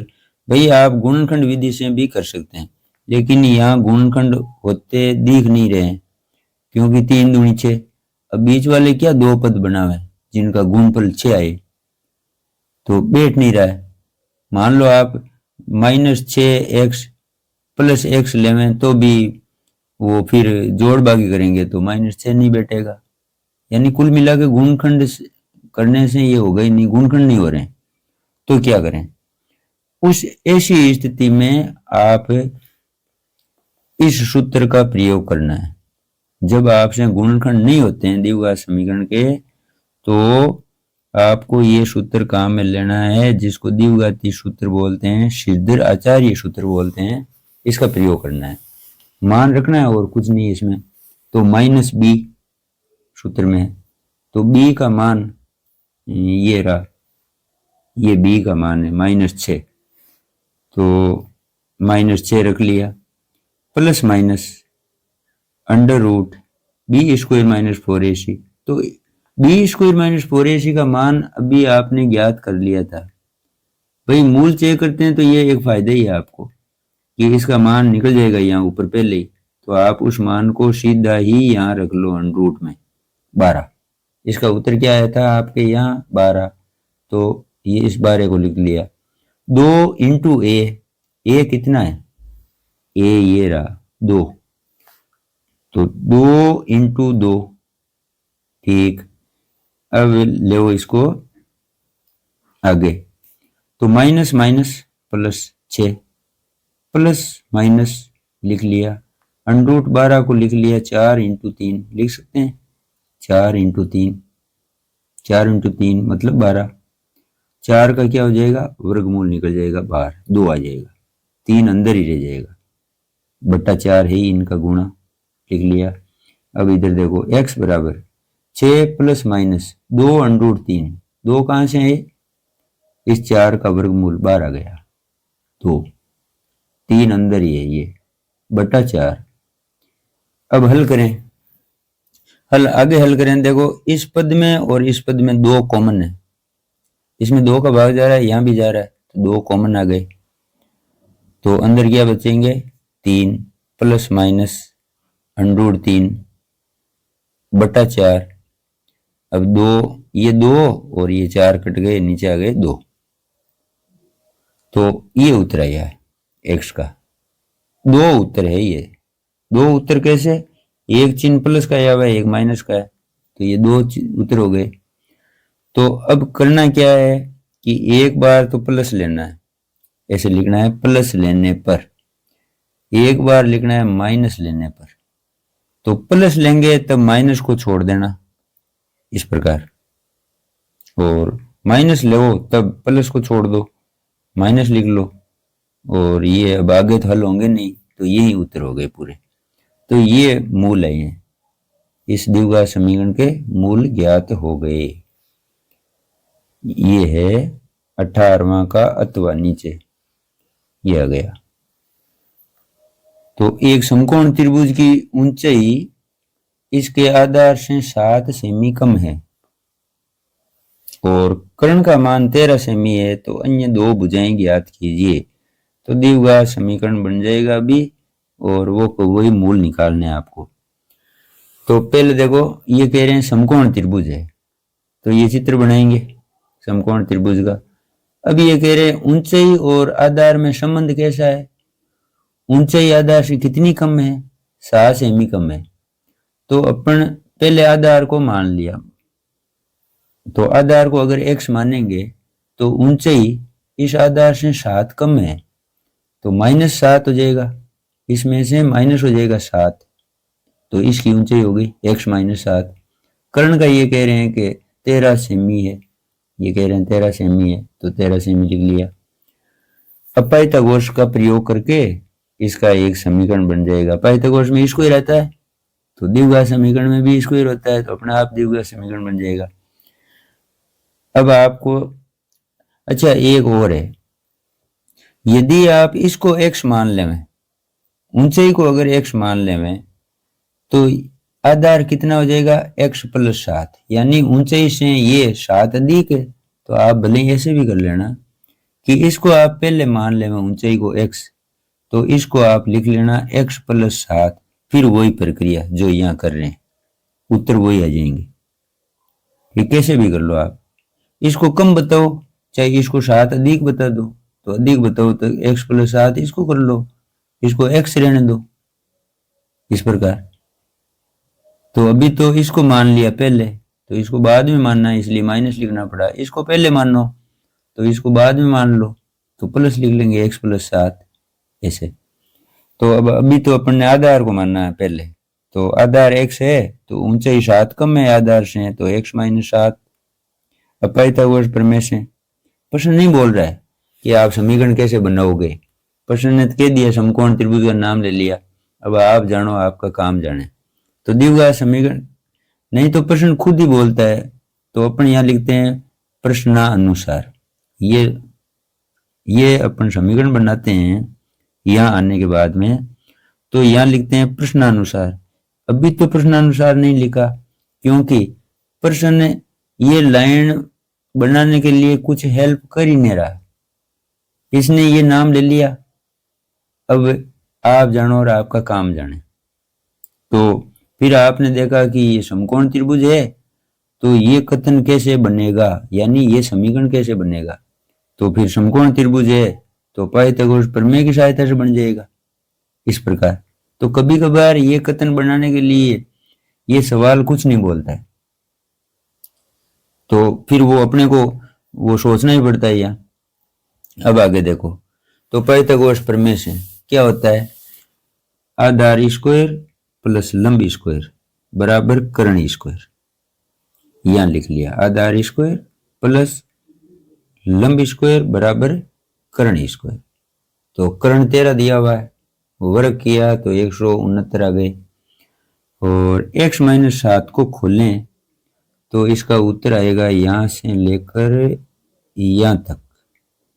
सर्व समीका है a माइनस बी का होल स्क्वायर वाली एक्स स्क्वायर माइनस दोनों का गुणा और दुगुणा 14x, 7 का वर्ग गुण 50 और माइनस का हो जाएगा प्लस इसका वर्ग एक्स स्क्वायर। ये अब देखो जो सजातीय पद है उनको जोड़ो, तो ये दोनों सजातीय है, जुड़ेंगे तो 2x स्क्वायर, और ये इसका सजातीय कोई नहीं है तो माइनस 14x। ये दोनों सजातीय हैं, तो पहले तो इसको इधर लाओ, माइनस हो गया, 169 यहाँ आने पर माइनस का हो गया।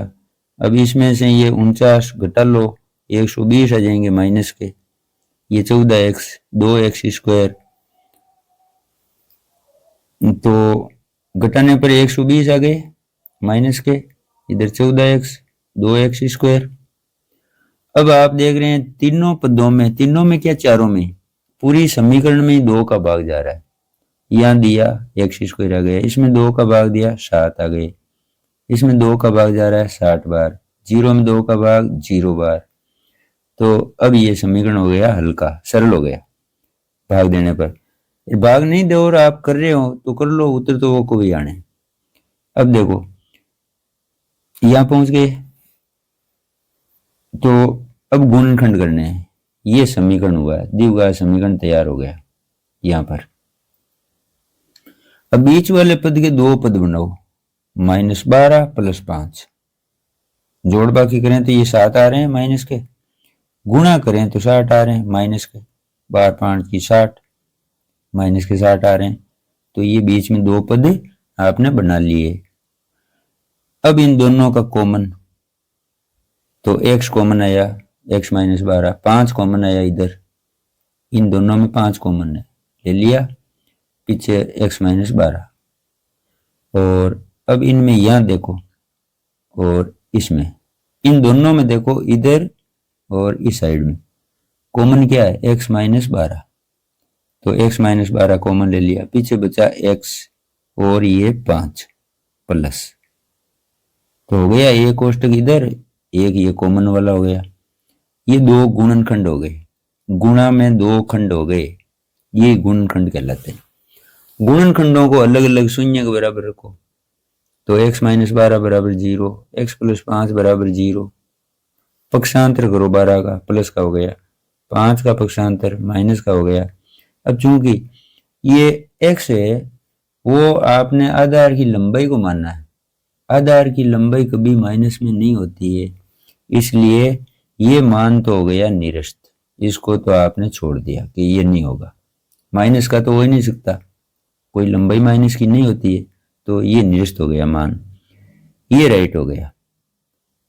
12 प्लस का है तो आधार का मान आया है 12, क्योंकि आपने x किसको माना, आधार को, तो ये 12 आया है आधार का मान, 12 सेमी। ऊंचाई आधार से 7 कम है, प्रश्न कह रहा है, तो -7 कर लो 12 में से, तो ये 5 सेमी, ये आ गई ऊंचाई। तो ये त्रिभुज की अन्य दोनों भुजाएं आ गई, 12 और 5। अब 19वां भी 2 है, एक ये वाला है, एक ये अथवा में और दे रखा है, तो ये इन तीनों सवालों में अथवा आएंगे, जो सरल लगे वो करो। अब ये वाला है under root 1 plus sine 1 minus sine सिद्ध करना है इसके बराबर।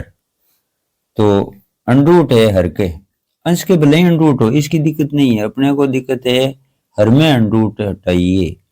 तो हर में अंडरूट हटाएंगे तो इसको बोलते हैं परिमेयीकरण। तो परिमेयीकरण करने के लिए पद तो वही रखने हैं, चिन्ह बदलना है, माइनस की जगह प्लस करना है, 1 प्लस साइन 1 प्लस साइन, तो परिमेयीकरण हो जाएगा। तो पहले तो लिखा इन दोनों को, अंश और हर को यहां पर, या फिर गुणा, परिमेयीकरण करने के लिए यही दोनों पद काम में लेने हैं, चिन्ह बदलना है, तो प्लस कर लिया। अब ऊपर ऊपर के अंश गुणा हो जाएंगे, तो ए प्लस साइन का होल स्क्वायर, नीचे सर्वसम्य का प्रयोग हो जाएगी बीज गणित की, होता ना ए माइनस बी इंटू ए प्लस बी बराबर ए स्क्वायर माइनस बी स्क्वायर, ये वाली सर्वसम्य का ए माइनस बी ए प्लस बी बराबर क्या होता है ए स्क्वायर माइनस बी स्क्वायर, ये प्रयोग में ले रहे हैं नीचे इन दोनों के लिए ये वाली। तो उत्तर क्या आएगा, एक का स्क्वायर माइनस का चिन्ह, यह है ना माइनस माइनस, फिर दूसरे पद का वर्ग, तो दूसरा पद अपने यहाँ साइन है तो साइन स्क्वायर। अब ये त्रिकोणमिति की सर्वसम्मिका हो गई, ये 1 माइनस साइन स्क्वायर, ये वाली 1 माइनस साइन स्क्वायर बराबर क्या होता है कोस स्क्वायर, पहली सर्वसम्मिका है त्रिकोणमिति की पहली सर्वसम्मिका, 1 माइनस साइन स्क्वायर बराबर होता है कोस स्क्वायर, लिख लिया। ऊपर 1 प्लस साइन का होल स्क्वायर, यानी इन दोनों का गुणा किया तो क्या आया, जैसे अपन करते हैं a इंटू ए बराबर होता है ए स्क्वायर, इस प्रकार। तो 1 प्लस साइन का होल स्क्वायर, नीचे 1 माइनस साइन स्क्वायर का मान कोस स्क्वायर। अब देखो अंश में भी स्क्वायर है, हर के पास भी स्क्वायर है, तो अंश और हर अपने अपने वर्गमूल हटा लेंगे और ये स्क्वायर उस हटाने में खर्च हो जाएंगे। तो उत्तर क्या आएगा 1 प्लस साइन, ये कोस का स्क्वायर चला गया हटाने, निकल कर आ गया कोस। और अब ये जो भिन्न है, इस भिन्न को अपन दो भागों में कर रहे हैं। ऊपर अंश में कितने पद हैं, 2, तो अगर 2 पद हैं तो इसकी भिन्न कितनी बनेगी 2, 3 पद होते तो भिन्न बन जाएगी 3, इस प्रकार। तो 1 बट्टा कोस, हर बार बार लिखना है, हर को जैसे इसके नीचे भी लिखना है, इसके नीचे भी वही हर लिखेंगे, तो ये 2 भिन्न बन जाएगी, 1 बट्टा कोस साइन बट्टा कोस, यहाँ ये लिख ली। अब 1 बट्टा कोस होता है सेक, साइन बट्टा कोस बराबर होता है टेन, और सेक प्लस टेन, यहाँ देखो ये राइट हैंड साइड के बराबर आ गया उत्तर। तो ये हो गया सिद्ध सर्वसम्मिका। अब चलो इधर 19वां ये वाला, अथवा में टेन ए प्लस बी दिया हुआ है बराबर अंडरूट 3, टेन ए माइनस बी दिया हुआ है 1 बटा अंडरूट 3। अपने को मान बताना है ए और बी के, यानी यहाँ कितना डिग्री यहाँ कितनी डिग्री, यहाँ कितना यहाँ कितना, ये बताना, ए बी के मान बताना। तो क्या करना है, इन दोनों को ये और ये दोनों को यहाँ नीचे लेकर इनके स्थान पर टेन लेकर आना। अंडरूट 3 किस टेन का मान होता है, टेन 60 का। 1 बटा अंडरूट 3 किस टेन का मान होता है, टेन 30 का। तो इन मानों को हटाना है, जिनके ये मान है उनको लाना है, तो टेन 60, टेन 30 का मान है तो टेन 30 लिख लिया, और इस साइड में टेन है इसको रहने दिया, देखो टेन ए माइनस बी, ये टेन ए प्लस बी, टेन ए प्लस बी। अब देखो टेन से टेन कट गए, इधर टेन से ये टेन कट गया, क्या आया ए प्लस बी बराबर 60, तो ये लिख लिया ए प्लस बी बराबर 60, इधर ए माइनस बी बराबर 30। समीकरण हो गए रेखिक, दोनों नंबर लगा दिए 1 और 2। रेखिक समीकरणों को विलोपन विधि से हल करते हैं ना, वैसे ही करना है, अभी समान श्रेणी सवाल में कर रहे थे वैसे ही। तो विलोपन किसका करना है, पहले ये टारगेट बनाओ। तो विलोपन देखो जोड़ें भाई पहले ये देख लो कि ए बराबर तो है, तो घटाने पर ए का विलोपन हो जाएगा। लेकिन बी को देखो आप, बी प्लस का है, इधर माइनस का है। अगर दोनों समीकरणों को जोड़ेंगे तब ये बी से बी कट जाएगा, यानी विलोपन हो जाएगा बी का। तो जोड़ने पर कर लेते हैं। तो जोड़ने पर या लिखो समीकरण 1 2 को जोड़ने पर, तो लिखो इसको पहले यहाँ, फिर इसको लेके आओ यहाँ पर नीचे, फिर जोड़ने का कहा है तो जोड़ना ही है, चिन्ह चेंज करने नहीं है। तो 60 30 90, बी का विलोपन हो गया, बी का प्लस का है माइनस का है, 0 हो गया। ये दोनों जुड़ गए 2a। अब 2 का भाग 90 में चला जाएगा 45 बार, तो ये a का मान आ गया। अब a का मान कहाँ रखें, समीकरण 1 में रखो चाहे b में रखो, सॉरी समीकरण 2 में, 1 में या 2 में रखने पर किसका मान आ जाएगा, b का मान आ जाएगा। तो a का मान समीकरण 1 में रखने पर, तो समीकरण 1 ये रहा, यहाँ 45 रखने प्लस b बराबर 60, ये रहे 45 प्लस b बराबर 60। 45 का कर लिया पक्षांतर, माइनस का हो गया, 60 में से 45 घटा लिए 15 आ गए। तो 45 a का मान आया, b का मान 15 डिग्री आ गया। तो ये पूछा था a b के मान बताइए क्या होगा। तो यहाँ a प्लस बी यानी 15 प्लस, सॉरी a का मान कितना है, 45। तो यहाँ ट्राई करो राइट आए कि नहीं आए। 45 प्लस 15 कितने होते हैं, 60। तो tan 60 का मान कितना होता है, √3। इसका मतलब उत्तर राइट है। इधर देख लो 45 माइनस 15 कितने होते हैं, 30। तो tan 30 का मान कितना होता है, 1/√3। हो गए राइट। इस प्रकार ये चेक भी हो गए उत्तर। अब आते हैं 20वां, लास्ट क्वेश्चन है। माध्यक ज्ञात कीजिए, सारणी दे रखी है, बंटन बार बार तो सारणी दे रखी है, माध्यक ज्ञात करना है, माध्य का लगाना सूत्र। तो ये तो रहेगा सूत्र, और पहले इधर सारणी में एक ये नई संचयी बारंबारता, मतलब ये कॉलम नया बनाना है। 2 कॉलम तो आपको मिलते ही है, ये बारंबारता वाला और वर्गों वाला कॉलम, 2 कॉलम तो आपको मिले हुए हैं। अब तीसरा कॉलम है संचयी बारंबारता का, ये अपने को भरना है।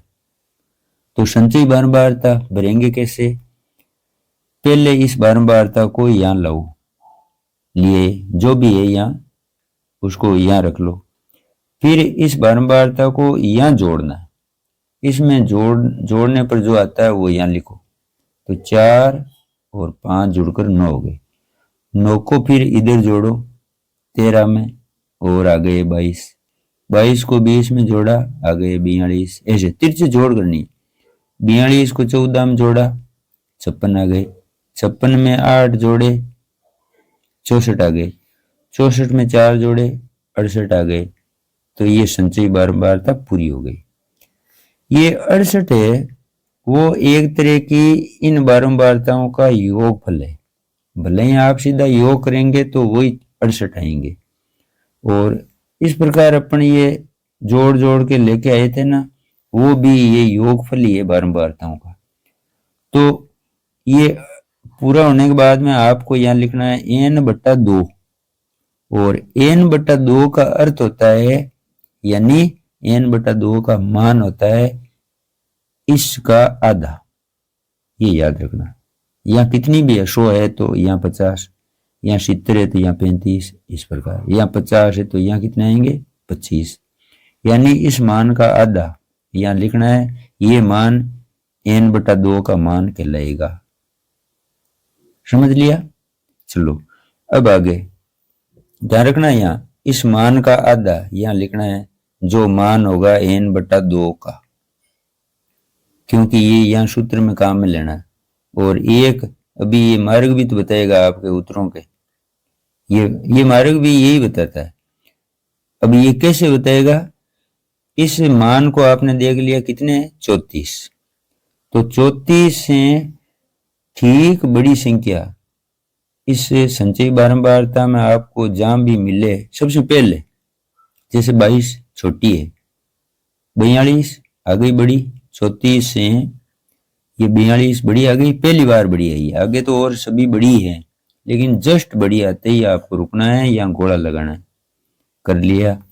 अब इधर निकल लो, इसके गोला करो, इस वर्ग के भी गोला कर लो, तो हो गए 3 गोले, और एक वापिस जाकर इसके पूर्व की संचयी बारंबारता यानी इसके भी गोला करना है, तो कुल 4 गोले हो जाएंगे। ये संचयी बारंबारता कहलाएगी, या लिखो CF। ये बारंबारता होगी, या सूत्र के लिए ये जो मान लेने हैं ना उनके या नाम लिख लो, ये CF, ये F, और LH वही बहुलक में करते हैं वैसे ही, ये L हो जाएगा, और इस वर्ग का जो वर्ग अंतराल है वो कितना है, 20 का अंतर है, तो वो H वर्ग अंतराल होता है, H कितना है, या 20, तो लिख लिए यहाँ 20 अलग से, इनकी बाकी करी 20 है, तो वो यहाँ लिख लिए। ये L है, ये तो सीधा ही मिलता है आपको, लेकिन ये नहीं मिलता है, सीधा आपको निकालना पड़ता है कि अंतर कितना है, 20, 10 है तो 10 लिख लो, 5 है तो 5 लिख लो। तो ये इतना काम करना है। ये काम करने के बाद में ये लिखना है सूत्र याद करके कि ये L plus N/2 minus CF बटा F इंटू H। तो बहुलक में भी बाहर L और H होते हैं, वैसे यहाँ भी बाहर L और H है। बहुलक में ये वर्ग कहलाता है बहुलक वर्ग, और माध्यक में ये वर्ग कहलाता है माध्यक वर्ग। अब चलो इस सूत्र में और मान रखो, L कितने हैं, 125, L का मान 125 लिए, रख लिया, प्लस का चिन्ह, कोष्टक N/2, ये रहा N/2 34 रख लिया, माइनस CF अभी यहाँ गोला किया था ना, ये वाला 22 रख लिया। ये संख्या, ये जो आपने सबसे पहला गोला किया था वो यहाँ नहीं आएगी, भूल में भी इसको नहीं लाना है, ये आती है CF की जगह, तो 22 लिए बटा F है, ये F रहा 20 रखो यहाँ 20 इंटू H का मान कितना, 20, यह निकला था 20 ये वाला।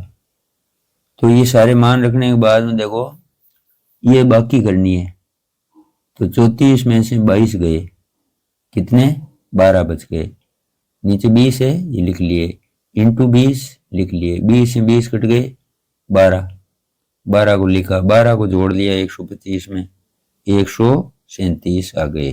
ये आ गया माध्यक इन आंकड़ों का। तो ये 20वां तो हो गया। अब आप लो 20वां का अथवा। 20वां का अथवा है माध्य ज्ञात करना है, सारणी दे रखी है, माध्य ज्ञात कीजिए।